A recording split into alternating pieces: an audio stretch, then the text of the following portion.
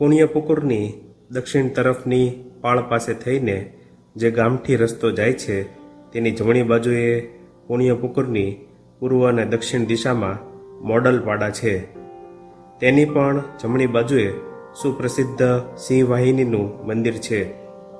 એક સિંહાસન પર સિંહવાહિની ને તેમની બે સખીઓ ચંડી ને મહામાયા વિરાજે છે ને બીજા સિંહાસન પર મનસાદેવી પ્રતિષ્ઠિત છે. વંશ પરંપરાથી મુખર્જીઓ જ સિંહવાહિનીના પુરોહિત છે.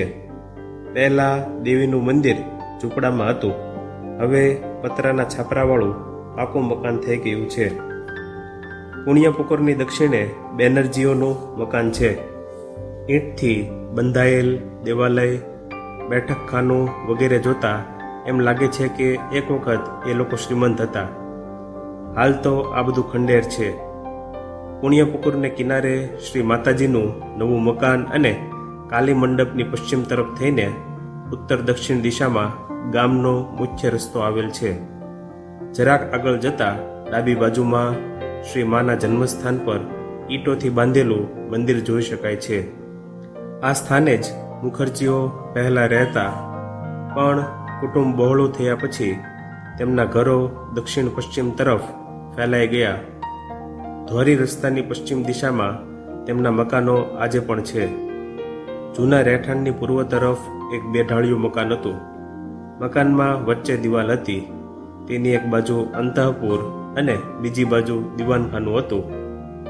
મકાનની દક્ષિણે રસોડું, ડાંગર ખાંડવાની છાપરી વગેરે હતા.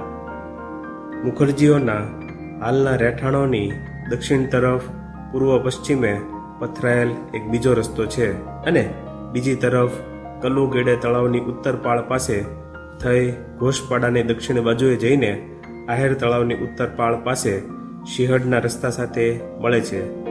આ રસ્તાની નજીક ઘોષપાડાની પશ્ચિમ તરફ ઘોષ વંશના કુળદેવતા યાત્રા સિદ્ધિરાય નામથી ઓળખાતા ધર્મ ઠાકોરનું પાકું મંદિર છે. અહીં એક નાનકડું ચોરસ આસન એ જ દેવતાનું પ્રતીક છે.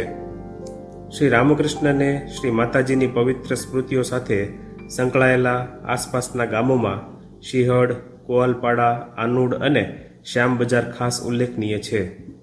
શ્રી રામકૃષ્ણ અને માતાજી નાનપણથી જ શિહડ ઘણીવાર જતા આવતા, કારણ કે ત્યાં જ શ્રી રામકૃષ્ણની ફોઈની દીકરી હેમાંગિનીનું સાસરું ને માતાજીનું મોસાળ હતું.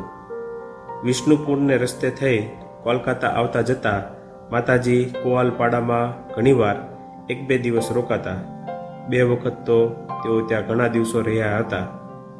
આનુડમાં વિશાલાક્ષી દેવીનું મંદિર છે. શ્રી રામકૃષ્ણને હજી બાળક હતા ત્યારે આ દેવીના દર્શને જતા ભાવ સમાધિ થઈ હતી. શ્યામ બજારમાં એકવાર શ્રી રામકૃષ્ણ મંડળી સાથે 1 અઠવાડિયા સુધી અખંડ સંકીર્તન કરતા કરતા તન્મય થઈ ગયા હતા. આ સિવાય આસપાસના બીજા અનેક ગામો શ્રી રામકૃષ્ણ અને શ્રી માતાજીની લીલાઓની સ્મૃતિ સાથે સંકળાયેલ છે.